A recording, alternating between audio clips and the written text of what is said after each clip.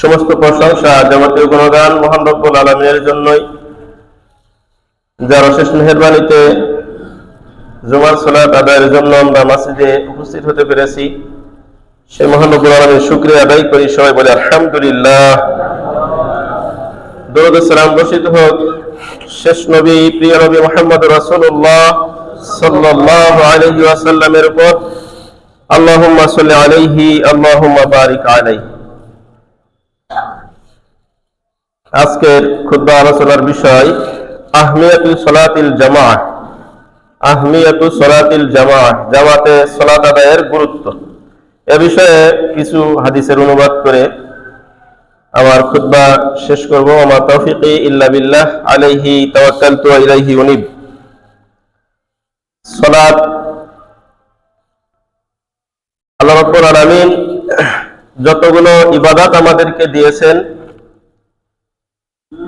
সেই সকল ইবাদতের মধ্যে সবচেয়ে বেশি যে ইবাদতটা আমাদের করতে হয় প্রতিদিনই, সেটা হলো সালাত। ঈমান আনার পরেই যে আমলটি আমাদের জন্য আবশ্যকীয় ফরজ, সেটা হলো সালাত। সালাতের গুরুত্ব অপরিসীম। বিশেষ করে জামাতে সালাতের আদায়ের যে তারগিব এবং যে তারহিব, অর্থাৎ জামাতে সালাত আদায় করার প্রতি যতগুলো ফজিলত, এ বিষয়ে যত উৎসাহ সৃষ্টি করা হয়েছে হাদিসে, বিভিন্ন ফজিলত বর্ণনা করার মাধ্যমে উৎসাহিত করা হয়েছে। ঠিক ওরকম ভাবে জামাতে সালাত পরিত্যাগ যারা করে, তাদেরকে সতর্ক এবং সাবধান করার জন্য অসংখ্য হাদিসের ভিতরে পাওয়া যায়। তো আমরা এই অসংখ্য হাদিস থেকে কিছু আলোচনা করব ইনশাআল্লাহ আজকে, যাতে করে আল্লাহ রাসূল সাল্লাল্লাহু আলাইহি সাল্লাম যে বলছেন যে ঈমানদারদের, আল্লাহ রাব্বুল আলামিন বলেছেন ওয়াইদা তুলিয়াত আলাইহিম আয়াতুনা যাদাতহুম ঈমানা, যখন আমার আয়াতগুলো তাদেরকে শোনানো হয় তখন তাদের ঈমান বেশি হয়ে যায়। যখন আমরা অনেক সময় আমাদের গাফিলতা চলে আসে যে একটা বিষয় লাগাতার প্রতিদিন আমরা করি, তো প্রতিদিন সালাত আদায় করি, যদি এর গুরুত্ব, এর ফজিলত, এটা অবহেলা করার কারণে, ঢিলামিশা করার কারণে যে শাস্তি রয়েছে, যে সতর্কতা রয়েছে, এগুলো মাঝে মাঝে স্মরণ না করা হয়, তাহলে কিন্তু একটা অবহেলা, একটা ঢিলাঢালা ভাব চলে আসে অনেক সময়।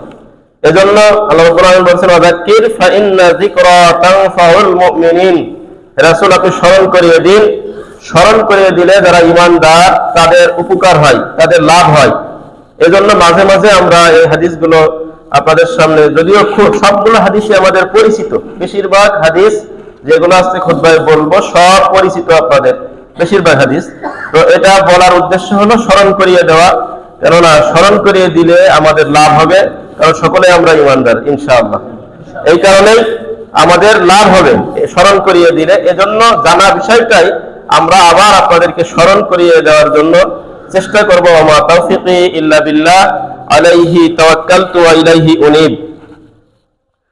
আল্লাহ রাসূল সাল্লাল্লাহু আলাইহি সাল্লামের স্ত্রী উম্মে সালামা রাদিয়াল্লাহু তাআলা আনহা থেকে বর্ণিত যে আন্না নবী সাল্লাল্লাহু আলাইহি সাল্লাম قال, আল্লাহ রাসূল সাল্লাল্লাহু আলাইহি সাল্লাম বলেছেন ওহুয়া ফিল মাউত, একদম অন্তিম মুহূর্তে মৃত্যু বরণ করবেন এমন সময়, মৃত্যু বরণ করবেন তার কিছুক্ষণ আগে, এই কথা আল্লাহ রাসূল সাল্লাল্লাহু আলাইহি সাল্লাম বলছেন আস-সালাত আস-সালাত ওয়া মা মালাকাত আইমানুকুম ফাজাআলা ইয়াতাকাল্লামু বিহা। আল্লাহ রাসূল সাল্লাল্লাহু আলাইহি সাল্লাম মৃত্যুবরণ করবেন এমন সময় তিনি আমাদেরকে ওসিয়াত করছেন যে আস-সালাত আস-সালাত, তোমরা সালাতটা ঠিক রাখবে, সালাত যথাযথ সময়ে আদায় করবে, সালাতের জামাত তোমরা ঠিক রাখবে। এই ওসিয়াত আল্লাহ রাসূল সাল্লাল্লাহু আলাইহি সাল্লাম করলেন। ওমা মালাকাত আইমানুকুম, তোমাদের হাত যাদের দায়িত্ব গ্রহণ করেছে, তোমরা যাদের দায়িত্বশীল, তাদের প্রতি তোমরা ইনসাফ করবে, তাদেরকে তোমরা যথাযথভাবে তোমাদের সেই দায়িত্ব তোমরা পালন করবে। ফাজাআলা ইয়াতাকাল্লামু বিহা, এই কথাগুলো আল্লাহ রাসূল সাল্লাল্লাহু আলাইহি সাল্লাম বলছিলেন। অর্থাৎ মৃত্যুর আগ মুহূর্তে এই সালাতের কথা, অধিকারের কথা মানুষের, এই কথাগুলোই আল্লাহ রাসূল সাল্লাল্লাহু আলাইহি সাল্লাম বারবার বলছিলেন। মুসনাদ আহমদের হাদিস, 2677 নম্বর সিরিয়ালের হাদিস। এই সালাত আল্লাহ রাসূল সাল্লাল্লাহু আলাইহি ওয়াসাল্লাম মৃত্যুর আগে আবার কেন তিনি সালাতের কথা বলছেন? কেননা বাইতুল্লাহ এই সালাত হবে, বাইতুল্লাহ সালাত প্রতিষ্ঠা করতে আল্লাহ রাসূল সাল্লাল্লাহু আলাইহি ওয়াসাল্লামকে অনেকদিন অপেক্ষা করতে হয়েছিল। বাইতুল্লাহ যে 13 বছর ছিলেন আল্লাহ রাসূল সাল্লাল্লাহু আলাইহি ওয়াসাল্লাম তার নবুয়তি জিন্দেগিতে, ইসলাম নবী হওয়ার পরে 13 বছর তিনি মদিনায় ছিলেন, কিন্তু এই 13 বছরে মদিনায় তিনি মক্কায় বাইতুল্লাহ আল্লাহর ঘরে সেখানে তিনি জামাতে প্রকাশ্যভাবে সালাত আদায় করতে পারেননি। তো যখন 8ম হিজরিতে যে আল্লাহ রাসূল সাল্লাল্লাহু আলাইহি ওয়াসাল্লাম মৃত্যুবরণের 2 বছর আগে তিনি বাইতুল্লাহ যখন আবার বিজয় করলেন, তখন তিনি এই সালাত সেখানে প্রতিষ্ঠিত জামাতের সাথে করতে পেরেছিলেন। তো বাইতুল্লাহ একদিন সাহাবী আব্দুল্লাহ বিন মাসউদ রাদিয়াল্লাহু তাআলা আনহু তিনি আগে ইসলাম গ্রহণ করেছিলেন, পুরাতন যত সাহাবী ছিল তাদের মধ্যে তিনি একজন। আব্দুল্লাহ বিন মাসউদ রাদিয়াল্লাহু তাআলা আনহু তিনি বলছেন যে কানা নবী সাল্লাল্লাহু আলাইহি ওয়াসাল্লাম ইসাল্লি ফি জিলিল কাবা, একদিন আল্লাহ রাসূল সাল্লাল্লাহু আলাইহি ওয়াসাল্লাম হিজরতের আগেই তিনি বাইতুল্লাহ ছায়াতে দাঁড়িয়ে সালাত আদায় করেছিলেন। ফাকালা আবু জাহেল তখন বলল ওয়ানাসুম মিন কুরাইশ, কুরাইশের কিছু মানুষ একত্রিত হয়ে তারা বলল ওয়া নুহিরাত জুজুরু বিনাহিয়াতি মক্কা, যে একটা উট জবাই করা হয়েছে মদিনার এক পাশে, আজকে আমরা যে সেটা জানতে পেরেছি। ফাআরসালু ফাজাউ মিন সালাহা, তোমরা ওই উটের নাড়ি ভুড়িগুলো ওখান থেকে নিয়ে আসো। একজনকে পাঠিয়ে দিল, সে যে নিয়ে আসলো। ওয়া তারাহুহু আলাইহি, তারা উটের ওই নাড়ি ভুড়ি সব আল্লাহ রাসূল সাল্লাল্লাহু আলাইহি ওয়াসাল্লাম যখন সাজদায় চলে গেলেন তার উপরে তারা চাপিয়ে দিল। ফাজাআত ফাতিমা রাদিয়াল্লাহু তাআলা আনহা আসলেন। এমন অবস্থা যে আল্লাহ রাসূল সাল্লাল্লাহু আলাইহি ওয়াসাল্লাম সাজদা থেকে উঠতে পারছেন না।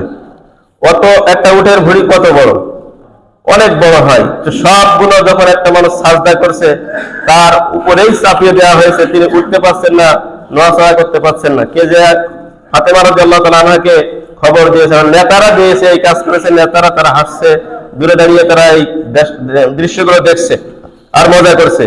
তো ওই সময় তাদেরকে উপেক্ষা করে ওখানে যে কেউ ভুড়ি নামিয়ে দিবে রাসূল সাল্লাল্লাহু আলাইহি ওয়াসাল্লামের, এমন সাহস আর কারো হচ্ছে না। তখন তারা যে ফাতিমা রাদিয়াল্লাহু তাআলা আনহাকে খবরটা বলার সাথে সাথেই ফাতিমা রাদিয়াল্লাহু তাআলা আনহা আসলেন। ফালকাতহু আনহু, তিনি ওই ছোট মেয়ে অবস্থায় যে বয়সী হয়েছে তার, তিনি ওই ভুড়িটাকে আপ্রাণ চেষ্টা করে সরিয়ে ফেলে দিয়েছেন সেখান থেকে, তার রাসূল সাল্লাল্লাহু আলাইহি ওয়াসাল্লামের পিঠ থেকে। ফাকালা, আল্লাহ রাসূল সাল্লাল্লাহু আলাইহি ওয়াসাল্লাম যখন সালাত শেষ করলেন, শেষ করে বললেন আল্লাহুম্মা আলাইকা বিকুরাইশ, আল্লাহ তুমি কুরাইশদেরকে দেখে নিও, কুরাইশদের দায়িত্ব তোমার উপরেই ছেড়ে দিলাম। আল্লাহুম্মা আলাইকা বিকুরাইশ, আল্লাহুম্মা আলাইকা বিকুরাইশ, কুরাইশদের দায়িত্ব তোমার উপরেই দিলাম। 3 বার তিনি বললেন, তিনি নাম ধরেই বললেন লি আবি জাহল ইবনে হিশাম, আবু জাহল ইবনে হিশামকে তুমি নেতা, তাকে দেখে নিও। ও উতবা ইবনে রবিয়া, উতবা বিন রবিয়াকে দেখে নিও। ও শাইবা বিন রবিয়া, শাইবা বিন রবিয়া, ওয়ালিদ বিন উতবা, উবাই বিন খালদ, উবাই বিন খলাফ, উকবা বিন আবি মুআইত। এইভাবে আল্লাহ রাসূল সাল্লাল্লাহু আলাইহি ওয়াসাল্লাম 7 জনের নাম বললেন। ক্বালা আব্দুল্লাহ ফালাকাদ রাআইতুহুম ফি কলিবি বাদরিন, ইসলামের প্রথম যুদ্ধ যে বদরের কূপ, সেই বদরের নষ্ট ভাঙাচোরা যে কূপ ছিল, এই সব কয়জনকে আমি সেদিন বদর যুদ্ধের শেষে দেখলাম যে তারা এই কুয়ার মধ্যে এক জায়গায় জমা হয়েছে। যে কয়জনের নাম আল্লাহ রাসূল সাল্লাল্লাহু আলাইহি ওয়াসাল্লাম বলেছিলেন, সব কয়জন নিহত হয়েছে বদরের যুদ্ধে। এই যে কয়জনের নাম আল্লাহ রাসূল সাল্লাল্লাহু আলাইহি ওয়াসাল্লাম বলেছিলেন, আমি দেখলাম বদর যুদ্ধ হয়ে যাওয়ার পরে ভাঙ্গাচোরা এই বদরের পাশে একটা কূপ ছিল, সেই নষ্ট কূপের ভিতরে সব কয়টা লাশ পড়ে রয়েছে, সেখানে আমি তাদেরকে দেখতে পেলাম।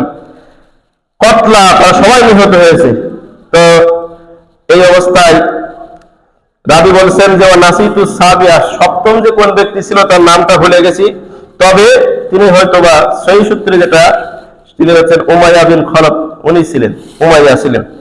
তো এই হলো যারা সালাত বাধা দেয়, সালাতে যারা বাধা দেয়, সালাত যারা আদায় করে না, করতে দেয় না, নিজেরা করে না, আদায় করতেও দেয় না, তাদের শাস্তি দুনিয়াতে। আর আল্লাহ রাসূল সাল্লাল্লাহু আলাইহি ওয়াসাল্লামের সালাতটা প্রতিষ্ঠা করার জন্যই, এই জামাতটা কায়েম করার জন্যই প্রথমে তার উপরে আক্রমণটা হয়েছে, যে তিনি প্রকাশ্যে এসেছেন সালাত আদায় করতে, তার উপরেই তারা হামলা করেছে। প্রকাশ্যভাবে এইভাবে সালাত আদায় করতে পারা মুসলিমদের জন্য যে কত বড় একটা সৌভাগ্যের বিষয়, এটা মানুষ বোঝে না দেখে সালাতে আসে না জামাতে। কিন্তু সাহাবীরা যখন প্রকাশ্যভাবে কাফেরদেরকে পরাজিত করে সালাত আদায় করতে পেরেছিলেন, তখন তাদের যে কি আনন্দ হয়েছিল, তারা যে কি খুশি হয়েছিলেন, সেই কথা আপনার হাদিসের ভাষায় পাওয়া যায় যে কত তারা আনন্দিত হয়েছিলেন। আর আমরা তো সহজে পেয়েছি, বাপ দাদার মুসলিম সেই হিসাবে পেয়েছি, এজন্য আমাদের কাছে কিছু মনে হয় না। সালাত পড়লেই কি না পড়লে কি উভয়টাই সমান মনে হয়, কিছুই মনে হয় না। কিন্তু এই সালাত পড়ানোর জন্য, পড়তে পারার জন্য, জামাতটা হওয়ার জন্য কেমন খুশি হয়েছিলেন সাহাবীরা, কেমন খুশি হয়েছিলেন রাসূল সাল্লাল্লাহু আলাইহি ওয়াসাল্লাম। একটা হাদিস পরে আমরা আলোচনা করব, সেখানে আপনারা বুঝতে পারবেন ইনশাআল্লাহ। এটা বুখারীর হাদিস 2934 নম্বর সিরিয়াল। আল্লাহ রাসূল সাল্লাল্লাহু আলাইহি ওয়াসাল্লামের স্ত্রী মা আয়েশা রাদিয়াল্লাহু তাআলা আনহা থেকে বর্ণিত, আল্লাহ রাসূল সাল্লাল্লাহু আলাইহি ওয়াসাল্লাম বলেন, মুরু আবু বকরিন, আবু বকরকে নির্দেশ দাও, ফাল ইউসাল্লি বিন নাস, আবু বকর যেন মানুষের ইমামতি করে। আল্লাহ রাসূল সাল্লাল্লাহু আলাইহি ওয়াসাল্লাম যখন অসুস্থ ছিলেন, এই বর্ণনাটা আসছে আনাস বিন মালিক রাদিয়াল্লাহু তাআলা আনহু থেকে, যে আন্না আবু বকরিন কানা ইউসাল্লি লাহুম, আবু বকর রাদিয়াল্লাহু তাআলা আনহু তখন মানুষের ইমামতি করতেন, ফি ওয়াজহিন নবী সাল্লাল্লাহু আলাইহি ওয়াসাল্লাম আল্লাযী তুফিয়া ফিহি, যে অসুখে আল্লাহ রাসূল সাল্লাল্লাহু আলাইহি ওয়াসাল্লাম মৃত্যুবরণ করেছিলেন, ওই অসুখের সময় আল্লাহ রাসূল সাল্লাল্লাহু আলাইহি ওয়াসাল্লাম যখন অসুস্থ ছিলেন, আবু বকর রাদিয়াল্লাহু তাআলা আনহু তখন তাদের ইমামতি করতেন। হাত্তা ইযা কানা ইয়াউমাল ইসনাইন, যে সোমবারে আল্লাহ রাসূল সাল্লাল্লাহু আলাইহি ওয়াসাল্লাম মৃত্যুবরণ করেছিলেন, ওই সোমবার যেদিন হলো, ওহুম সুফুফুন ফিস সালাত, মানুষ তখন কাতারবন্দি হয়ে বসে আছে সালাতের সময়।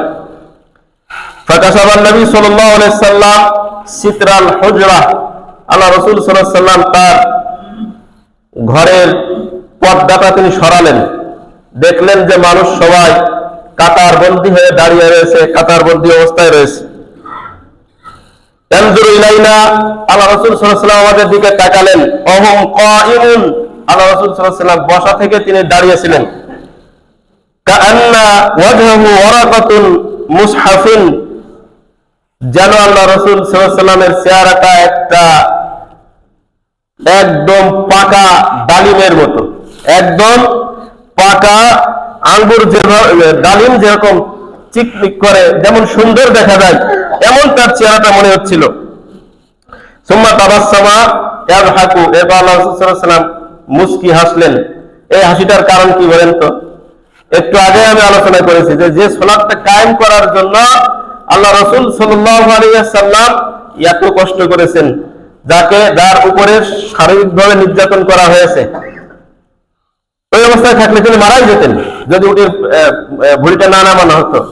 তো এই যে কষ্ট করে তিনি সালাতটা প্রতিষ্ঠা করতে পেরেছেন, তার উম্মতরা জামাতে এসেছে, তিনি নাই ঠিকই, কিন্তু উম্মতরা তার এই অনুপস্থিতিতে এইভাবেই কাতারবদ্ধ হয়ে সালাত আদায় করতেছে। যে যার মতো বাড়িতে বসে নেই, যে যার মতো বাজারে নেই, যে যার মতো ব্যবসা বাণিজ্য নিয়ে ব্যস্ত নেই, বরং তারা সবকিছু ফেলে দিয়ে, রাসূল সাল্লাল্লাহু আলাইহি ওয়াসাল্লাম এখন থেকেও নেই, অনুপস্থিত, তারপরেও যে জামাতবদ্ধ ভাবে, সারিবদ্ধ ভাবে তারা সালাতের প্রস্তুতি নিচ্ছে, ওই অবস্থায় দাঁড়িয়ে রয়েছে, এটা দেখে আল্লাহ রাসূল সাল্লাল্লাহু আলাইহি ওয়াসাল্লাম খুবই খুশি হলেন, তিনি মুস্কি হাসলেন, এত আনন্দ তার হলো। আন নাফতিনা মিনাল ফারহি, রাসূল সাল্লাল্লাহু আলাইহি ওয়াসাল্লামের খুশি দেখে আমরাও খুব খুশি হলাম। এক সময় আবু বকর রাদিয়াল্লাহু তাআলা আনহু তিনি চাইলেন যে আল্লাহ রাসূল সাল্লাল্লাহু আলাইহি ওয়াসাল্লাম মনে হয় এখন সালাতে আসবেন, কিন্তু আল্লাহ রাসূল সাল্লাল্লাহু আলাইহি ওয়াসাল্লাম হাত দিয়ে ইশারা করলেন, ফাশারা ইলাইনা নবী সাল্লাল্লাহু আলাইহি ওয়াসাল্লাম আন আতিম্মু সালাতাকুম, যে না, তোমরা সালাতটা পূর্ণ করো, তোমরা সালাতেই থাকো, আমার জামাতে আসার মতো শক্তি এখন নাই। ওয়ান আতিম্মু সালাতাকুম ওয়া আরখাস সিতরা, তোমরা সালাত পূর্ণ করো, এই বলে তিনি তার পর্দাটা আবার ছেড়ে দিলেন, নামিয়ে দিলেন। ফাতুফিয়া মিন ইয়াউমিহি, ওই দিনেই তিনি মৃত্যুবরণ করেছিলেন। সুবহানাল্লাহ। তো এই যে একটা খুশি আল্লাহ রাসূল সাল্লাল্লাহু আলাইহি ওয়াসাল্লাম জামাত দেখে হয়েছিলেন। যে যার মতো অনেক সময় আমরা সালাত আদায় করি, যে যার মতো আমরা আলাদা পৃথক হয়ে বাড়িতে থাকি, বিভিন্ন কাজে ব্যস্ত থাকি, তাহলে আমরা কিন্তু রাসূল সাল্লাল্লাহু আলাইহি ওয়াসাল্লামকে খুশি করতে পারছি না। এটা যদি যার যার উপরে আমরা নেই, আল্লাহ রাসূল সাল্লাল্লাহু আলাইহি ওয়াসাল্লাম খুশি হয়েছেন কেন? এটা বুখারীর বর্ণনা 680 নম্বর হাদিস। এটা কিন্তু এগুলো সব ইতিহাস, এমনি মুখস্থ বলা যায়, তো আমি আরবি থেকে অনুবাদ করছি এই জন্য, যাতে করে আপনার রাসূল সাল্লাল্লাহু আলাইহি ওয়াসাল্লামের এই শব্দগুলো, তাদের সেই বাস্তব ঘটনাগুলো হাদিস থেকে আপনারা জানতে পারেন। অনেক সময় মুখস্থ বলতে গেলে 2 লাইন বেশি হয়, 1 লাইন কম হয়, ইতিহাস মেলে না। এগুলো হলো হাদিসের একা ইতিহাস। এই জন্য আমরা আপনার সামনে আরবি সহ বলার চেষ্টা করছি। আব্দুল্লাহ ইবনে আব্বাস রাদিয়াল্লাহু তাআলা আনহু তিনি বলছেন, আল্লাহ রাসূল সাল্লাল্লাহু আলাইহি ওয়াসাল্লাম দেখেন মৃত্যুবরণ করবেন, কত পেরেশানি সবকিছু, তারপরে তিনি সালাত হচ্ছে কিনা সেটা দেখলেন। এটা হলো আল্লাহ রাসূল সাল্লাল্লাহু আলাইহি ওয়াসাল্লাম। তারপরে আবু বকর রাদিয়াল্লাহু তাআলা আনহু খিলাফতে আসলেন, ওমর রাদিয়াল্লাহু আনহু খিলাফতে আসলেন। ওমর রাদিয়াল্লাহু তাআলা আনহুকে যেদিন ফজরের সালাতে তিনি ইমামতি করছিলেন, এই সময় আবু লুলু আল মাজুসি তিনি তাকে আহত করলেন, বর্ষা দিয়ে আঘাত করলেন হত্যা করার জন্য। তো তাকে ওমর রাদিয়াল্লাহু তাআলা আনহুকে ধরে নিয়ে বাসায় নেওয়া হলো। এই ঘটনাটা হাদিসে এমনি আসছে মুসান্নাফে আব্দুর রাজ্জাকের মধ্যে 581 নম্বর সিরিয়াল। আব্দুল্লাহ ইবনে আব্বাস রাদিয়াল্লাহু তাআলা আনহু বর্ণনা করেছেন, লাম্মা তাআনা ওমর ইহতামালতু আনা ওয়া নাফারুম মিনাল আনসার, যে যখন ওমর রাদিয়াল্লাহু তাআলাকে আহত করা হলো, আঘাত করা হলো, তখন তাকে আমি এবং আনসারদের কিছু মানুষ তারা আমরা ধরে নিয়ে তার বাসায় নিয়ে গেলাম। হাত্তা আদখালনাহু মানজিলাহু, তার বাড়িতে আমরা তাকে রেস্টে রাখলাম, বাড়িতে নিলাম। ফালাম ইয়াজাল ফি বাশিয়াতিন ওয়াহিদা, তিনি সব সময় বেহুশ হয়ে যাচ্ছিলেন, বারবার তিনি বেহুশ হয়ে যাচ্ছিলেন। হাত্তা আসফাররা, এমনকি যখন তিনি হুঁশ ফিরল, একটু ফর্সা হলো, ফাকালা রাজুলুন ইন্নাকুম লাম তাফজাউহু বিশাইইন ইল্লা বিসসালাত, যখন তার হুঁশ ফিরল আমরা দেখলাম যে কোনো কিছুর জন্য তাকে পরেশান নয়, যে আহত হচ্ছে তিনি বাঁচবেন কি বাঁচবেন না, অন্য কাউকে ডাকো, কোনো পরেশানি তার নেই, শুধু একটাই পরেশানি বেশি, সেটা হচ্ছে বিসসালাত, সালাত নিয়ে তার টেনশন। এখন তিনি এই অবস্থায় আহত হয়ে গেছেন, একটু পরে তিনি মৃত্যুবরণ করবেন, এসব নিয়ে তার কোনো পরেশানি নেই, এসব নিয়ে তার কোনো টেনশন নেই। বরং তিনি বলছেন যে কুল্লা সালাত ইয়া আমিরুল মুমিনিন, আমরা তাকে স্মরণ করলাম যে আপনি সালাতের কথা বলছেন তো। ক্বালা ফাফাতা আইনাহু নাইহি, তিনি তার চোখ দুটো খুললেন, মেললেন। সুম্মা ক্বালা আসাল্লান নাস, তিনি চোখ খুলে তাকিয়ে প্রথম যে কথাটা বললেন সেটা হলো আসাল্লান নাস, মানুষের বাকি সালাত কি শেষ করেছে? মানে যে পর্যন্ত তিনি সালাতে রেখে গিয়েছিলেন ওই সালাতটা শেষ হয়েছে কিনা, এটাই তার প্রথম চিন্তা। এই হলো আমাদের পূর্ববর্তী শাসক, এই হলো আমাদের পূর্ববর্তী খলিফা, এই হলো তারা বিশ্বকে নেতৃত্ব দিয়েছে। আর আমরা আজকে একটা ইউনিয়নের মেম্বার যদি হতে পারি, তাহলে যে সবচেয়ে মানে আল্লাহর মসজিদ থেকে দূরে থাকে আমরা নেতা বানাই তাকে। যে একটু মেম্বার পর্যন্ত হতে পারে, সে মনে করে যে আমি যদি মসজিদে দেখতাম আমার মনে হয় প্র্যাকটিস চলে যায়। তা আপনি কিসের নেতৃত্ব দিবেন? কি নেতৃত্ব আপনি দেন? আর সারা পৃথিবীর অর্ধ পৃথিবী শাসন করেছে, সারা পৃথিবীতে যার পরিচিতি, সে ওমর রাদিয়াল্লাহু তাআলা আনহু, তিনি মরে যাবেন না বাঁচবেন এটা নিয়ে তার কোনো চিন্তা নেই। তার চিন্তা হচ্ছে যে বাকি সালাত মানুষেরা শেষ করেছে কিনা। আর আল্লাহ রাসূল সাল্লাল্লাহু আলাইহি ওয়াসাল্লামের কথা আগেই শোনালাম যে তিনি মৃত্যুবরণ করবেন যে দিনে, তার একটু আগে তিনি দেখছেন যে মানুষের সালাত ঠিক আছে কিনা, এটাই তাদের খুশির বিষয় ছিল। আর আমরা কাদেরকে কি বানাচ্ছি, কাদেরকে আমরা সাপোর্ট করি, কাদেরকে আমরা মানে দাওয়াত করে নিয়ে এসে তাদেরকে বেশি সম্মানিত করি, যারা হলো মসজিদ থেকে বেশি দূরে, মানুষ সালাত আদায় করে কিনা এনে তাদের কোনো মাথা ব্যথাই নেই। তাহলে আমাদের ভাগ্য কেমন হবে, আমাদের নেতা কেমন হবে, এটা আমরা তো নিজেরাই বাছাই করছি। চিন্তা ভাবনা করার জন্য আহ্বান জানাচ্ছি। আপনি এই বিষয়গুলো সরাসরি হাদিস থেকে না পড়লে, কোন বইয়ের লেখক এইভাবে আপনাকে ধরে ধরে খুব কমই লেখে, এটা আপনাকে অনুভব করতে হবে আল্লাহ রাসূল সাল্লাল্লাহু আলাইহি ওয়াসাল্লামের হাদিসগুলো থেকে। এগুলো সব হাদিসে লেখা রয়েছে যে তাদের নেতারা এইভাবে তারা মানুষকে শাসন করেছে এবং তাদের মূল চিন্তা চেতনা ছিল যে মানুষ আল্লাহমুখী কিনা, মানুষ সালাত আদায় করে কিনা। মানুষ যদি সালাত আদায় করে তাহলে তার শাসন করার জন্য সহজ হবে, তাদেরকে বোঝানো সহজ হবে। এটা তাদের আমৃত্যু তারাই চিন্তা করেছেন, জীবিত থাকতে করেছেন, একদম মরার কাছাকাছি সময়েও তারাই চিন্তা করেছেন। এখন তিনি আহত, মারা যাওয়ার একটু পরে ওসব নিয়ে তার কোনো চিন্তা ভাবনা নেই, মানুষ বাকি সালাত শেষ করলো কিনা এটাই তার চিন্তার বিষয়। ক্বালা নাআম, তিনি মানুষরা তখন বললেন, পাশে যারা ছিলেন, যে হ্যাঁ বাকি সালাত শেষ হয়েছে, মানুষ জামাত শেষ করেছে। আমা আন্নাহু, এবার ওমর রাদিয়াল্লাহু তাআলা দ্বিতীয় কথা, ওমর রাদিয়াল্লাহু জানলেন যখন মানুষ সালাত আদায় করেছে, তার দ্বিতীয় কথা হলো আমা আন্নাহু লা হায্যা ফিল ইসলাম লিআহাদিন তারকা সালাত, যে ব্যক্তি সালাত ছেড়ে দেয় ইসলামে তার কোনো অংশ নেই, সে মুসলমানদের তার কোনো অংশ নেই। আমাদের নেতা মুসলমানদের, যদি আমাদের মধ্যে তার কোনো অংশই না থাকে তাহলে সে আমাদের নেতা হয় কেমনে? প্রিয় উপস্থিতি, এটা আপনার আমার বোঝার বিষয় যে আমা আন্নাহু লা হায্যা ফিল ইসলাম লিআহাদিন তারাকা সালাত, যে সালাত ছেড়ে দিল, যে সালাত ছেড়ে দেয় ইসলামের মধ্যে তার কোনো অংশ নেই। ফাসাল্লা ওয়া জারাহু ইয়াসউবু দামান, তিনি ওই অবস্থায় তার সালাতটা যে শেষ হয়নি, তিনি সালাতটা আদায় করলেন, ওদিক দিয়ে রক্ত গড়িয়ে পড়ছে, তিনি সালাত বাকি অংশ শেষ করলেন, তার নিজের সালাত। প্রিয় উপস্থিতি, মুসান্নাদ আব্দুর রাজ্জাক 581 নম্বর সিরিয়ালে এটাই হলো আমাদের সালাত, এটাই হলো আমাদের অনুসরণীয়, যাদের কথা আমরা সব সময় বলি। ওমর রাদিয়াল্লাহু তাআলা আনহু, তিনি এই কথা মৃত্যুর সময়ও চিন্তা করছেন আমাদেরকে নিয়ে, জামাতকে নিয়ে, সালাতকে নিয়ে। তো আবু হুরায়রা রাদিয়াল্লাহু তাআলা আনহু থেকে এই বিষয়ে একটি হাদিস আছে, আল্লাহ রাসূল সাল্লাল্লাহু আলাইহি ওয়াসাল্লাম বলেন, ফাকাদা নাসান ফি বাদি সালাওয়াতি ফাকালা, একদিন আল্লাহ রাসূল সাল্লাল্লাহু আলাইহি ওয়াসাল্লাম এশার জামাতে আসলেন, এসে দেখলেন যে অনেক মানুষ নাই।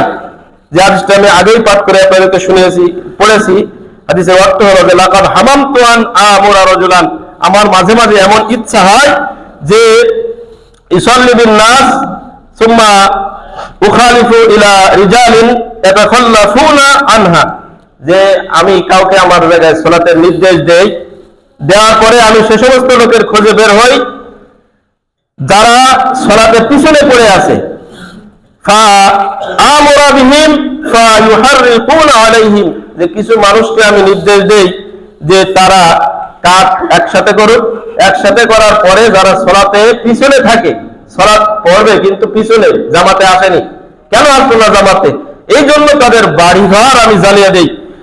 তো অন্য বর্ণনায় আছে যে বাড়িতে যদি মহিলা, শিশু এরা না থাকতো, তো এখানে ওয়ালাউ আলিমা আহাদুহুম আন্নাহু ইয়াজিদু আজমান সামিনান লা শাহিদাহা, না আসার কারণ হিসেবে আল্লাহ রাসূল সাল্লাল্লাহু আলাইহি ওয়াসাল্লাম বলেছেন, যদি যারা জামাতে আসে না এরা যদি জানতো যে মসজিদে আজকে একটা বড় হাড় দেওয়া হবে, মোটা তাজা একটা হাড় দেওয়া হবে, তাহলে অবশ্যই তারা জামাতে চলে আসতো সবার আগে। যে কিছু পাওয়া যায় না মসজিদে আসলে, এজন্য হয়তো তারা আসছে না।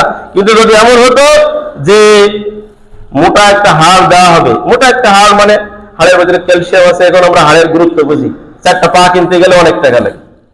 তো এইটা সালাত আল ইশা, ইশার জামাতে তারা আসতো যদি কিছু দুনিয়াবি পাওয়ার বিষয় থাকতো। তো এখান থেকে আল্লাহ রাসূল সাল্লাল্লাহু আলাইহি ওয়াসাল্লাম ধমক দিয়েছেন যারা সালাত থেকে দূরে থেকে সালাত আদায় করে না, জামাতে আসে না তাদেরকে। সাহাবী বুসর ইবনে মিহজান রাদিয়াল্লাহু তাআলা আনহু থেকে বর্ণিত যে তার পিতা থেকে তিনি শুনেছেন, কানা ফি মাজলিসি মা রাসূল সাল্লাল্লাহু আলাইহি ওয়াসাল্লাম, যে একদিন আল্লাহ রাসূল সাল্লাল্লাহু আলাইহি ওয়াসাল্লাম কিছু সাহাবীদেরকে নিয়ে বসেছিলেন। ফাযানা বিস সালাত, সালাতের আযান হয়ে গেল। ফাকামা রাসূলুল্লাহ সাল্লাল্লাহু আলাইহি ওয়াসাল্লাম ফাসাল্লা ওয়া রাজা, আল্লাহ রাসূল সাল্লাল্লাহু আলাইহি ওয়াসাল্লাম উঠে গিয়ে মজলিস থেকে আযানের পরে উঠে গিয়ে তিনি সালাত আদায় করে আবার ফিরে আসলেন। ওয়া মিহজানুন ফি মাজলিসিহি, আর যে মিহজান রাদিয়াল্লাহু তাআলা আনহু তার সাথে তিনি মিটিং করছিলেন, কথা বলছিলেন, সে মিহজান সালাতে না গিয়ে রাদিয়াল্লাহু আনহু তিনি সেখানেই বসেছিলেন।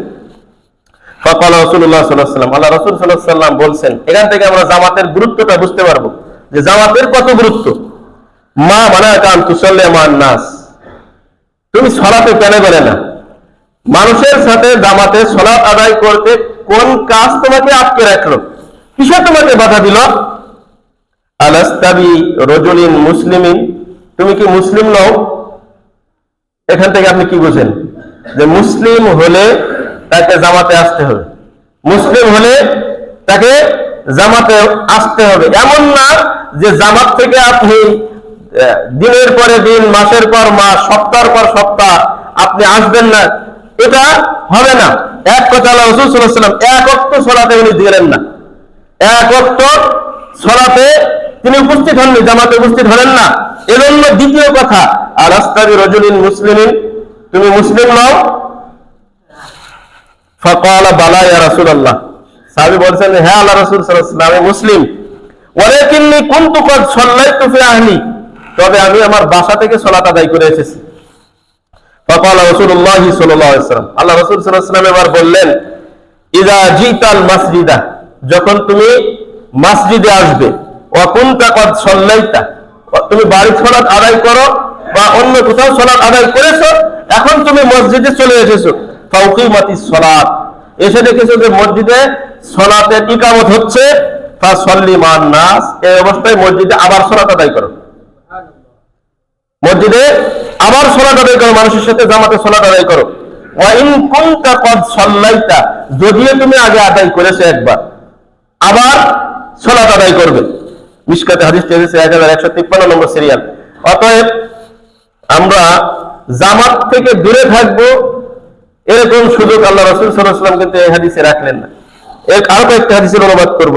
সাহাবী আবু বুরদা বিন আবি মুসা রাদিয়াল্লাহু তাআলা আনহু তার পিতা থেকে বর্ণনা করেছেন, আল্লাহ রাসূল সাল্লাল্লাহু আলাইহি ওয়াসাল্লাম বলেছেন, মান সামিআ নিদা, যে আযানের শব্দ শুনলো, যে আযানের শব্দ শুনতে পেল, ফারিগান সহিহান, অবসর আছে, শুনতে পেয়েছে, কোনো কাজ নেই, ব্যস্ততা নেই, সুস্থ অবস্থায় আছে, কোনো ঝামেলার মধ্যে নেই, নিরাপদে আছে, ফালাম ইউজিব, সে জামাতে এসে সালাত আদায় করলো না, সুস্থ আছে, নিরাপদে আছে, অবসর আছে, সবই ঠিক আছে, কিন্তু সে মসজিদে জামাতে এসে সালাত আদায় করলো না, ফালা সালাত আলাহু, সে ব্যক্তির সালাত হলো না, তার সালাত হবে না।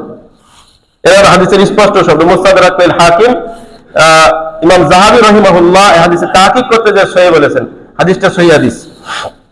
তো এই কারণে যারা আমরা সুস্থ আছি, ঘুমিয়ে নেই, জেগে আছি, কোন শরীরে অপবিত্র কোনো কিছু লেগে নেই যে আমার গোসল করার প্রয়োজন, কোনো ওজন নেই, সুস্থ আছি, যদি আমরা ইচ্ছা করে সালাতে না আসি, যে কোনো জায়গায় জামাতে উপস্থিত না হয়, তাহলে সালাত হবে সন্দেহ রয়েছে। প্রিয় উপস্থিতি, আল্লাহ রাসূল সাল্লাল্লাহু আলাইহি ওয়াসাল্লাম স্পষ্ট বললেন, ফালা সালাত লাহু, ওই ব্যক্তির কোনো সালাত নেই, লা সালাতা লিমান লাম ইয়াকরা, একই কথা, যে লা সালাতা, ওই ব্যক্তির কোনো সালাত নেই, লিমান লাম ইয়াকরা বিফাতিহাতিল কিতাব, যে সূরাতে সূরা ফাতিহা পড়ে না, একই কথা, লা সালাতা, ওই ব্যক্তির কোনো সালাত নেই, সালাত হবে না। যে ব্যক্তি মান সামিআন নিদা, আযান শুনলো, ফারিগান, সে কোনো ব্যস্ততার মধ্যে নেই, ফ্রি রয়েছে, সহিহান, সুস্থ রয়েছে, নিরাপদে রয়েছে, ফালাম ইউজিব, অথচ জামাতে উপস্থিত হলো না, ফালা সালাতা, ওই ব্যক্তি সালাত নেই, সালাত হবে না। প্রিয় উপস্থিতি, এজন্য জামাত একটা অপরিহার্য, জামাতে সালাত ফরজ, সালাত ফরজ, কোন যদি আপনার ওজর আপত্তি কোনো কিছু না থাকে, তাহলে আপনার জামাতে সালাত ফরজ। আরেকটা হাদিসের অনুবাদ করি, সাহাবী আবু আশআসা তিনি বলছেন রাদিয়াল্লাহু তাআলা আনহু, কুননা কুউদান ফিল মসজিদ, একদিন আমরা মসজিদে বসেছিলাম, মা আবি হুরায়রা, আবু হুরায়রা রাদিয়াল্লাহু তাআলা আনহুর সাথে আমরা মসজিদে বসেছিলাম। ফাযানাল মুয়াজ্জিন, মুয়াজ্জিন যখন আযান দিল, ফাকামা রাজুলুন মিনাল মসজিদ ইয়ামশি, এক লোক মসজিদ থেকে বেরিয়ে হাঁটা শুরু করেছে। এরকম অনেক মুসল্লিদের আমাদেরকে দেখা যায় যে আযান হয়ে গেছে, সে তার মতো চলে যাচ্ছে। ফাতবাহু আবু হুরায়রা বাসারাহু, আবু হুরায়রা রাদিয়াল্লাহু তাআলা তার দিকে তাকিয়ে থাকলেন, চোখ সরাচ্ছেন না যে কি করে লোকটা। হাত্তা খরাজা মিনাল মসজিদ, দেখলেন যে মসজিদ থেকে বেরিয়ে হয়ে গেছে, আর মসজিদে নাই সে। ফাকালা আবু হুরায়রা, আবু হুরায়রা রাদিয়াল্লাহু তাআলা আনহু তখন বললেন, আম্মা হাযা ফাকাদ আসাবাল কাসিম সাল্লাল্লাহু আলাইহি ওয়াসাল্লাম, এই লোকটা আল্লাহ রাসূল সাল্লাল্লাহু আলাইহি ওয়াসাল্লামের আশা, মানে সে অবাধ্যতা করলো। এই আশা কেউ, কোন আশা? যেমন আল্লাহ রাসূল সাল্লাল্লাহু আলাইহি ওয়াসাল্লাম বলছেন, কুল্লু উম্মতি ইয়াদখুলুনাল জান্নাহ, আমার প্রত্যেকটা উম্মতি জান্নাতে যাবে, ইল্লা মান আবা, তবে আবা যারা তারা ছাড়া। ইয়াবা বলা হলো যে এই আবা এরা আবার কারা? তখন আল্লাহ রাসূল সাল্লাল্লাহু আলাইহি ওয়াসাল্লাম বললেন, মান আতাআনি দাখালাল জান্নাহ, যারা আমার আনুগত্য করে তারা জান্নাতে যাবে। ওমান আসানি, এই যে ওমান আসানি, আসাবাল কাসিম, ওমান আসানি, যারা আমার অবাধ্য হয়, ফাকাদ আবা, তারাই আবা, তারা জান্নাতে যাবে না। তো এখানে আল্লাহ রাসূল সাল্লাল্লাহু আলাইহি ওয়াসাল্লাম ওই শব্দটা বললেন, ফাকাদ আবু হুরায়রা রাদিয়াল্লাহু আনহু, ফাকাদ আসাবাল কাসিম, অর্থাৎ তারাই হলো আবা, যে আবার জান্নাতে প্রবেশ করবে না। আপনার আজান হয়ে গেছে, কি এমন ব্যস্ততা, এমনি বেরিয়ে চলে গেছে, টাইমের কোনো গুরুত্ব নেই, তার জামাতের কোনো গুরুত্ব নেই, জামাতের গুরুত্ব বোঝেই না। এই জন্য আবু হুরায়রা রাদিয়াল্লাহু আনহু বললেন যে ফাকাদ আফা আবুল কাসিম সাল্লাল্লাহু আলাইহি ওয়াসাল্লাম, ওই লোকটা রাসূল সাল্লাল্লাহু আলাইহি সাল্লামের নাফরমানি করলো, আর নাফরমান যারা তারাই হলো আবা, আর আবা যারা তারা লা ইয়াদখুলুনাল জান্নাহ, জান্নাতে প্রবেশ করবে না। অতএব এই বিষয়টা হালকা ভাবে দিবেন না। সরাসরি আল্লাহ রাসূল সাল্লাল্লাহু আলাইহি ওয়াসাল্লাম নিষেধ করেছেন, সহিহ বুখারী হাদিস, এটা হলো সহিহ মুসলিমের হাদিস 152 নম্বর সিরিয়াল। অতএব যে মসজিদ যখন আজান হয়ে যাবে, আমরা শুনলাম যে এখন আজান হয়ে গেছে, যতই ব্যস্ততা থাক আপনি জামাতকে প্রাধান্য দেওয়ার চেষ্টা করবেন। অনেকে আছে যে বের হয়ে গেছে, বাজারে কেনাকাটা করতে করতে করতে যে অর্থই শেষে আর জামাতই সময় মতো পড়তে পারলো না, তার সালাতটাই নষ্ট করে ফেললো, জামাতে কোনো জায়গায় জামাতে সে উপস্থিত হলো না, এমন হয়ে যায় অনেক সময়। প্রিয় উপস্থিতির জন্য এই বিষয়টা আমরা সবাই খেয়াল করব যে মসজিদে ঢুকলে যেন বেরিয়ে না চলে যায়, জামাতটা প্রাধান্য দেওয়ার চেষ্টা করবো ইনশাআল্লাহ। সাহাবী আবু উমামা আল বাহিলি রাদিয়াল্লাহু তাআলা আনহু তিনি বলেন, আল্লাহ রাসূল সাল্লাল্লাহু আলাইহি ওয়াসাল্লাম বলেছেন, সালাতুন আলা ইসরি সালাতিন লা লাগওয়া বাইনাহুমা কিতাবুন ফিল ইল্লিয়িন ফি ইল্লিয়িন। আমরা জানি যে যারা ইমানদার ব্যক্তি, যারা মুমিন ব্যক্তি, ইমানের অবস্থায় যাদের মৃত্যু হয়, এই ব্যক্তিদের নাম কোথায় লেখা হয়? এদের নাম ইল্লিয়িনে লেখা হয়। যারা সৎ ব্যক্তি, নেক ব্যক্তি, তাদের রূহটা রুহুল আমিন, জিবরিল আমিন কবজ করার পরে, মালাকুল মাউত কবজ করার পরে, মালাকুল মাউত তাদের রূহটা কবজ করার পরে ইল্লিয়িনে তাদের নামটা লেখেন। আর ইল্লিয়িন হলো 7 আসমানের উপরে একটা জায়গা, তার নাম হলো ইল্লিয়িন। তো ওই জায়গায় আরেকটা জিনিস লেখা হয়, মানে আপনি যে ইমানদার, আপনি যে মুমিন, আপনার নামটা ওখানে লেখার আগে ওই জায়গায় প্রতিদিন আরো কিছু কিছু জিনিস লেখা হয়। না হলে কিন্তু আপনার যদি ওখানে কোনো কিছু আগে থেকে না লেখা হয়, মরার পরে ওখানে আপনার নতুন করে কিছু ঢুকবে না, সরাসরি সিজ্জিন। সিজ্জিন হলো 7 জনের নিচে। এই জন্য আপনি যে ইমানদার, আপনার নামটা যদি 7 আসমানের উপরে লিখতে হয় মরার পরে, তাহলে মরার আগেও আপনার আমল ওই জায়গায় লিখতে হবে। সেটা কি আমল, এটা কি জানা আছে আপনাদের? মনে হয় এটা খুব আনকমন হাদিস। তারপরে সবাই ইনশাআল্লাহ এটা মনে রাখতে হবে, যেহেতু হাদিসটা সহিহ হাদিস। হাদিসটা হচ্ছে আবু দাউদের মধ্যে 5558 নম্বর সিরিয়াল, আবু দাউদের হাদিস, যে আল্লাহ রাসূল সাল্লাল্লাহু আলাইহি ওয়াসাল্লাম বলছেন, সালাতুন আলা ইসরি সালাতিন, এক নামাজ হতে আরেক নামাজ, এক সালাত থেকে আরেক সালাতের মাঝে লা লাগওয়া বাইনাহুমা, কোন ব্যক্তি যদি অনর্থক কাজ না করে, অনর্থক কাজ না করে, অনর্থক কাজ বলতে মানে আমরা বাজারে আছি, যেখানকার লোক সেখানে উদাহরণ দেওয়া ভালো। আপনি বাজারে গেলেন, জানছেন এই জিনিসটা ভেজাল, আপনি আসরের নামাজ পড়ে গেলেন, মাগরিব, এর মধ্যে যে ভেজালি বিক্রি করলেন আপনি জেনে শুনে, তা আপনি কি নেক কাজ করলেন না অনর্থক কাজ করলেন? পাপের কাজ করলেন, পাপের কাজ আপনার হয়ে গেল। আপনি এখন ফ্রি আছেন, কিছুই নেই, আপনি খামাখা বসে আড্ডা দিলেন, এর গীবত করলেন, ওর সমালোচনা করলেন, এইভাবে আপনি সময়টা পার করলেন। বলেন এটা কি সওয়াবের কাজ হলো না অনর্থক কাজ হলো? এটা হলো অনর্থক কাজ। এই জাতীয় কাজ যারা না করবে, এক সালাত হতে আরেক সালাত, এই মাঝখানের সময়ে যারা অনর্থক কাজ না করবে, পাপের কাজে না করবে, কিতাবুন ফি ইল্লিয়িন, তাদের ওই সালাত আল্লাহর কাছে যাবে ইল্লিনে। ইল্লিনটা হলো 7 আসমান উপরে, ওই জায়গায় তাদের এই সালাতটা লিখে রাখা হবে। সুবহানাল্লাহ। যারা অনর্থক কাজ করবে না 2 সালাতের মাঝে, তাদের সালাতটাই ওই ইল্লিন নামক জায়গা যেখানে মুমিনদের নাম লিখে রাখা হয়, সেই ইল্লিনে আপনার এই সালাতটাও লিখে রাখা হবে। সুবহানাল্লাহ। তাহলে আপনার আমল যদি ওখানে আগেই না লেখা হয়, তাহলে মরার পরে আপনার ওই নামটা ওখানে কেমনে যাবে? এজন্য আমরা সবাই, এই জন্য দেখবেন যে মুমিনদের জান, ওই হাদিসগুলো যখন আলোচনা হয়, মৃত্যুর ওই হাদিসগুলো, সেখানে স্পষ্ট ভাবে লেখা রয়েছে, প্রথম আসমানে গেলে আপনার মালাকুল মাউতকে জিজ্ঞাসা করা হয়, ফেরেশতাকে জিজ্ঞাসা করা হয় যে এই আত্মাটা কার, এত সুঘ্রাণ বেরোচ্ছে? তখন বলে যে অমুকের ছেলে অমুকের। আবার দ্বিতীয় আসমানে গেলে ফেরেশতা ওইভাবেই জিজ্ঞাসা করে যে এত সুঘ্রাণ বেরোচ্ছে, এত পবিত্র আত্মা, এটা কার? অমুকের ছেলে অমুকের। তা এই পরিচয়টা তাদের আগে জানা আছে না? তারা চিনবে কেমনে? তারা এই পরিচয়টা চেনা আছে কারণ আপনার নাম তাদের মুখস্থ আগে থেকে আছে। কেমনে? প্রতিদিন যে সলাত আপনার চলে যাচ্ছে ওখানে, তো সলাত যে যাচ্ছে এটাই তো তার একটা পরিচিতি আছে, না হলে ওই সময় পরিচয় দিলে তারা আপনি কি করবে? তারা চেনে না। এই ধরনের পরিচিতি আপনার আগে থেকেই থাকে। প্রতিদিনের এই আমল সলাত, এটা যদি আপনি জামাতে আদায় করার অভ্যাস আপনার থাকে, আর আপনি যদি অনর্থক বেহুদা পাপের কাজে জড়িত না থাকেন, তাহলে প্রতিদিন আপনার নামটা স্মরণ হয়। প্রিয় উপস্থিতি, ফেরেশতাদেরকে আল্লাহ রাব্বুল আলামিন নিজেই দেখান, ফেরেশতা মণ্ডলীকে আল্লাহ এই লোকগুলোকে নিজেই পরিচিতি করে দেন, এই জন্য তারা চেনে। দেখেন হাদিসটা, এটা হাদিসের কথা, আমার কথা নয়। আব্দুল্লাহ বিন আমর রাদিয়াল্লাহু তাআলা আনহু তিনি বলেন, সাল্লাইনা মা রাসূলিল্লাহি সাল্লাল্লাহু আলাইহি ওয়াসাল্লাম আল মাগরিব, একদিন আমরা আল্লাহ রাসূল সাল্লাল্লাহু আলাইহি ওয়াসাল্লামের সাথে মাগরিবের সালাত আদায় করলাম। ফা রাজা মান রাজা, যাদের একটু ব্যস্ততা ছিল তারা মসজিদ থেকে বেরিয়ে চলে গেল। ওয়া আক্কাবা মান আক্কাবা, যারা ফিরে ছিল তারা বসে সেখানে মসজিদে অবস্থান করছিল। ফাজা রাসূল সাল্লাল্লাহু আলাইহি ওয়াসাল্লাম মুসরিআন, আল্লাহ রাসূল সাল্লাল্লাহু আলাইহি ওয়াসাল্লাম খুব তাড়াহুড়া করে আসলেন। ওয়াকাদ হাফাজাহুন নাফাস, তিনি হাফাজ ছিলেন, তাড়াহুড়া করে আসার কারণে শ্বাস খুব তাড়াতাড়ি বের হচ্ছিল, হাফাজ ছিলেন। ওয়াকাদ হাসারা আন রুকবাতাইহি, তিনি তার দুটো হাত থেকে কাপড়টা উঁচু করে তারপরে তিনি বসলেন।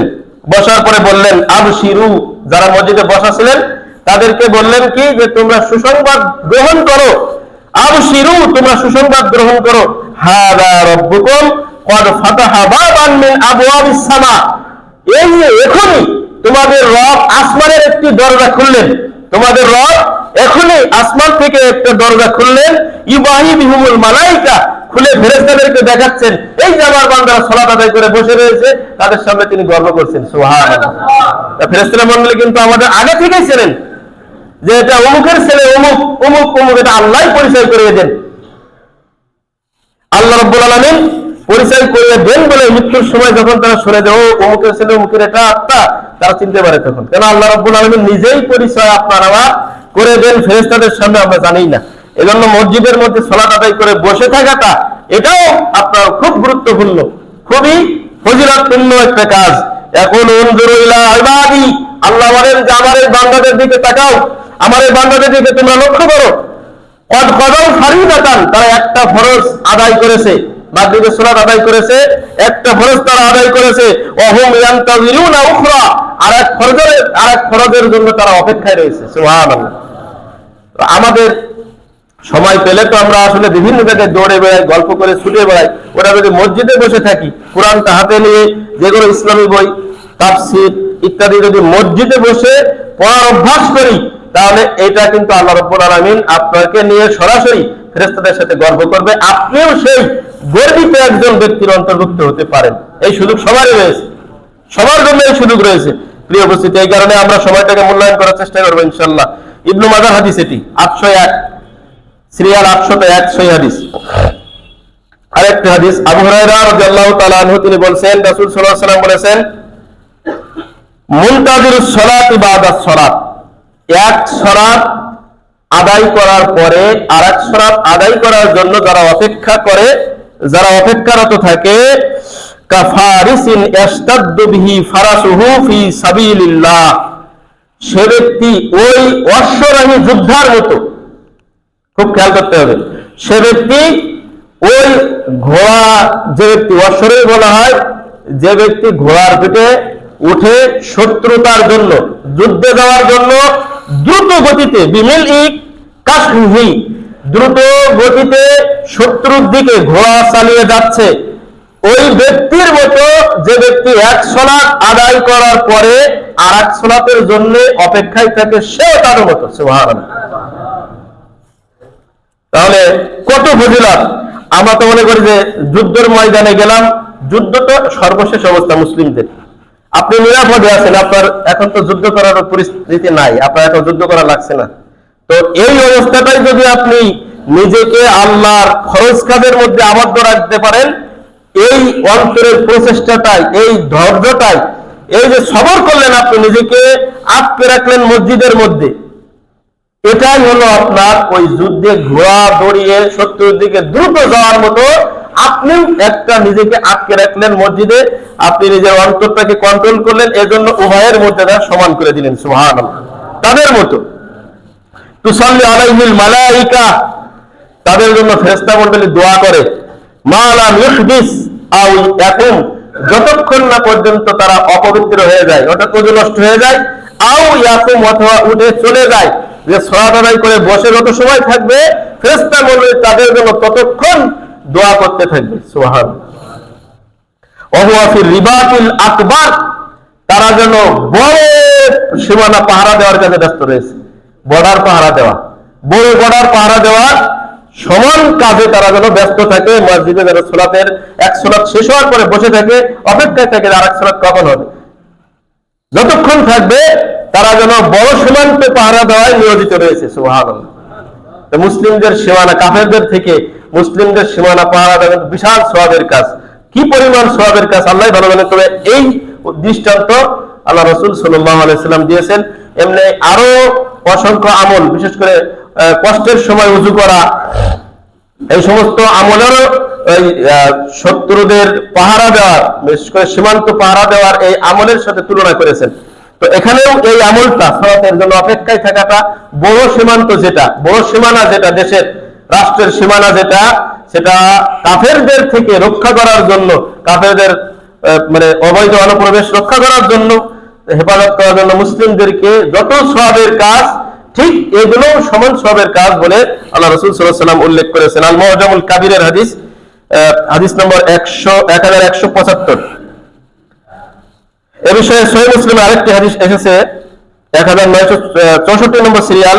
সাহাবী আবু বসরা আল গিফারি রাদিয়াল্লাহু তাআলা আনহু তিনি বললেন যে সাল্লাল্লাহু রাসূল সাল্লাল্লাহু আলাইহি ওয়াসাল্লাম, একদিন রাসূল সাল্লাল্লাহু আলাইহি ওয়াসাল্লাম আমাদেরকে আল আসর, আসরের সালাত আদায় করালেন বিল মুখাম্মাস, মুখাম্মাস নামক একটি জায়গা, অর্থাৎ মদিনা থেকে মক্কা যাওয়ার একটা পাহাড় রয়েছে, পাহাড়ের পাশে ওই জায়গাটাকে মুখাম্মাস বলা হয়। সেই জায়গায় আল্লাহ রাসূল সাল্লাল্লাহু আলাইহি ওয়াসাল্লাম আমাদেরকে আসরের সালাত আদায় করালেন। ফাকালা, বললেন, ইন্না হাযিহিস সালাত, এই যে আসরের সালাত, ফরিদাত আলা মান কানা ক্বাবলাকুম, তোমাদের আগের যারা ছিল তাদেরকে এই সালাতটা দেয়া হয়েছিল। আসরের সালাত আগের উম্মতদের উপরে ফরজ ছিল, কিন্তু ফাযাইয়াউহা, তারা এই সালাতটাকে নষ্ট করেছে, এটাকে তারা হেফাজত করতে পারেনি। আসলে খেয়ে দিয়ে একটু রেস্ট নিলে আধা ঘন্টা 15 মিনিট পরে আবার জামাতে আসা, এটা সবার জন্য কষ্টকর। আল্লাহ বলছেন কষ্টকর, ওয়া ইন্নাহা লাকাবীরাতুন ইল্লা আলাল খাশিঈন, সালাতটা খুবই ভারী, খুবই কষ্টের, ইল্লা আলাল খাশিঈন, তো আল্লাহকে যারা ভয় করে তাদের জন্য না। প্রিয় উপস্থিতি, তো এটা হচ্ছে ফাযাইয়াউহা, এই আসরের সালাত আগের যারা মানুষ ছিল তারা নষ্ট করেছে, তারা এটা হেফাজত করতে পারেনি। ফামান হাফাযা আলাইহা, যারা এই আসরের সালাতের হেফাজত করবে, কানা লাহু আজরুহু মাররাতাইন, তাকে দ্বিগুণ সওয়াব দেওয়া হবে। সুবহানাল্লাহ। আসরের সালাত আদায় করলে সে ডাবল সওয়াব পাবে। তো সহিহ মুসলিমের হাদিস, এটি 1964 নম্বর সিরিয়ালের হাদিস। তো এই কারণে আসরের সালাত যদি আপনি ছেড়ে দেন, তার জন্য আবার খুবই দুঃখ রয়েছে, খুবই দুঃখ রয়েছে। আনাস বিন মালিক রাদিয়াল্লাহু তাআলা আনহু, এই বিষয়ে হাদিস আছে, একটু পরে অনুবাদ করেছি। আনাস বিন মালিক রাদিয়াল্লাহু তাআলা আনহু বললেন, আল্লাহ রাসূল সাল্লাল্লাহু আলাইহি ওয়াসাল্লাম বলেছেন, মান সাল্লাল ফাজরা ফি জামাআতিন, যে ব্যক্তি ফজরের সালাত জামাতের সাথে আদায় করতে পারলো, সুম্মা ক্বাদা ইয়াযকুরুল্লাহ, এরপরে সে বসে বসে জিকির আজকার করলো, তাসবিহ করলো, সুন্নাত সম্মত যে দোয়াগুলো রয়েছে, যে আমলগুলো রয়েছে, এগুলো বসে বসে পাঠ করলো, হাত্তা তাতলু আশ-শামস, সূর্য ওঠা আগ পর্যন্ত।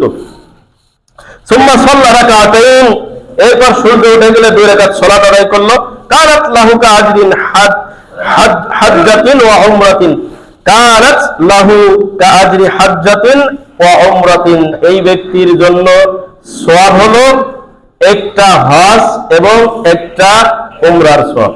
সুবহানাল্লাহ। অন্য বর্ণনা আছে, নাসাইর বর্ণনা, একটি কবুল হজ এবং একটি কবুল উমরার সওয়াব তার আমলনামায় দেওয়া হবে। সুবহানাল্লাহ।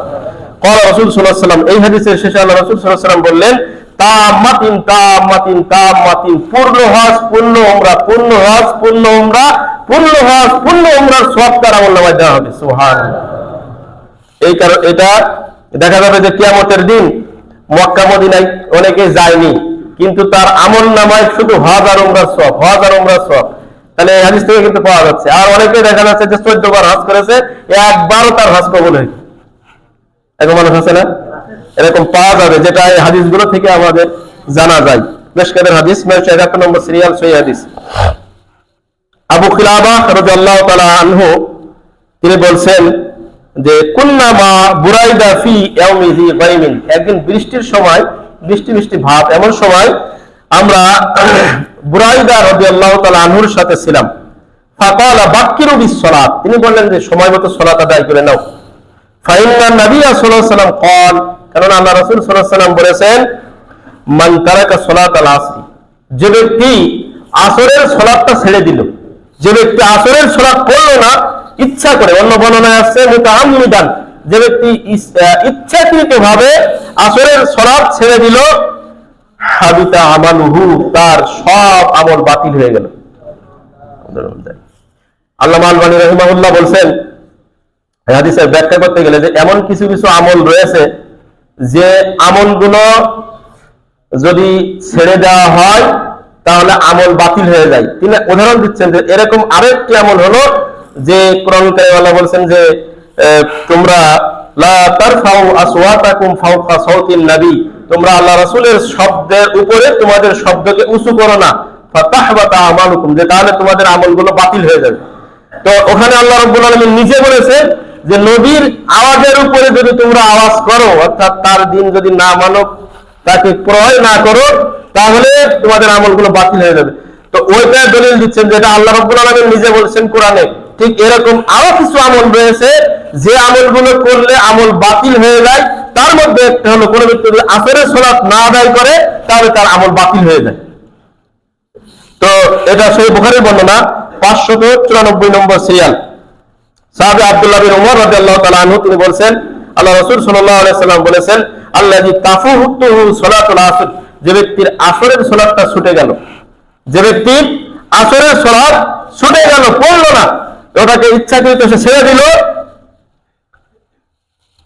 কাআন্নামা উতিরা আহলাহু ওয়া মালাহ, যেন তার পরিবার এবং তার ধন সম্পদ, যেন তার ধন সম্পদ, যেন তার পরিবার সব চুরি হয়ে গেল, সব চিন্তা হয়ে গেল, সব হারিয়ে গেল, আলাদা হয়ে গেল। নাউযুবিল্লাহ মিন যালিক, আল্লাহ আমাদেরকে হেফাজত করুন, আমিন।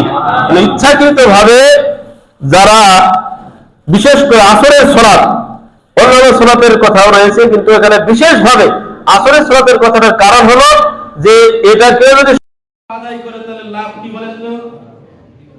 দ্বিগুণ সওয়াব। একটু আগে হাদিসের অনুবাদ করলাম যে কেউ যদি সময় মতো আদায় করে, কারণ এটা পূর্ববর্তী উম্মতদের উপরে ছিল কিন্তু তারা সেটাকে নষ্ট করেছে, সবার উপরে, সব উম্মতের উপরে ফরজ ছিল পূর্ববর্তীদের, কিন্তু তারা এটাকে নষ্ট করেছে। আমাদের রাসূল সাল্লাল্লাহু আলাইহি ওয়াসাল্লাম উদ্বুদ্ধ করার জন্য বলছেন, কেউ যদি এটা ঠিকমতো হেফাজত করতে পারে তাহলে তার জন্য সওয়াব হলো দ্বিগুণ সওয়াব। আর কেউ যদি এই সালাতের হেফাজত না করতে পারে তাহলে তার আমল বিনষ্ট হয়ে যাবে। দ্বিতীয় কথা, যে কেউ যদি এটা না করতে পারে, কেমন বিনষ্ট হবে? তার সম্পদ, সন্তান সবই যেন চুরি হয়ে গেল, চিন্তা হয়ে গেল, তাদের থেকে সে আলাদা হয়ে গেল, এমন সতর্ক করেছেন আমাদেরকে আল্লাহ রাসূল সাল্লাল্লাহু আলাইহি ওয়াসাল্লাম। এটা বুখারীর বর্ণনা 552 নম্বর সিরিয়াল। অতএব সালাত আমাদেরকে আদায় করতে হবে, জামাতেই সালাত আদায় করতে হবে। সবাই আমরা আজকের এই সংক্ষিপ্ত আলোচনা থেকে এটা আমরা নিয়ত করি যে আশপাশে যে মসজিদে পাই আমরা, ভক্ত হয়ে গেলে সর্বোচ্চ ভাবে চেষ্টা করব যে আমার সালাতটা আমি জামাতে আদায় করতে পারি। এমন হয় কিভাবে যে আপনার দিন চলে যাচ্ছে, সপ্তাহ চলে যাচ্ছে, মাস চলে যাচ্ছে, আমার জামাত থেকে আমি দূরে, শুধু জুমার দিন জামাতে, জুমার দিন শুধু আমি জামাতে আসি, এমন কিভাবে হয়? প্রিয় উপস্থিতি, এই কারণে আল্লাহ রাসূল সাল্লাল্লাহু আলাইহি ওয়াসাল্লামের শেষ ওই কথাটা যে আলাস্তা বিরাজুলিন মুসলিমিন, তুমি কি মুসলিম নও? তাহলে তুমি আমাদের সাথে সালাত আদায় কেন করলে না? এই কথা যে আল্লাহ রাসূল সাল্লাল্লাহু আলাইহি ওয়াসাল্লাম বললেন, মা মানাকান তুসাল্লিয়া মান নাস, মানুষের সাথে সালাত আদায় করতে কিসে তোমাকে বাধা দিল? সালাত আদায় কেন করলেন? আলাস্তা বিরাজুলিন মুসলিমিন, তুমি কি মুসলিম নও? এই কথাটাকে ধরে আর সাহাবীরা যেভাবে গুরুত্ব দিয়েছেন সেগুলো আমরা সামনে রেখে সালাতের প্রতি সবাই, জামাতের সালাতের প্রতি সবাই উদ্বুদ্ধ হয়ে আল্লাহ আমাদেরকে তৌফিক দান করুন। আমিন। ওয়া আখিরু দাওয়ানা আলহামদুলিল্লাহি রাব্বিল আলামিন ওয়া মা আলাইনা ইল্লাল বালাগ।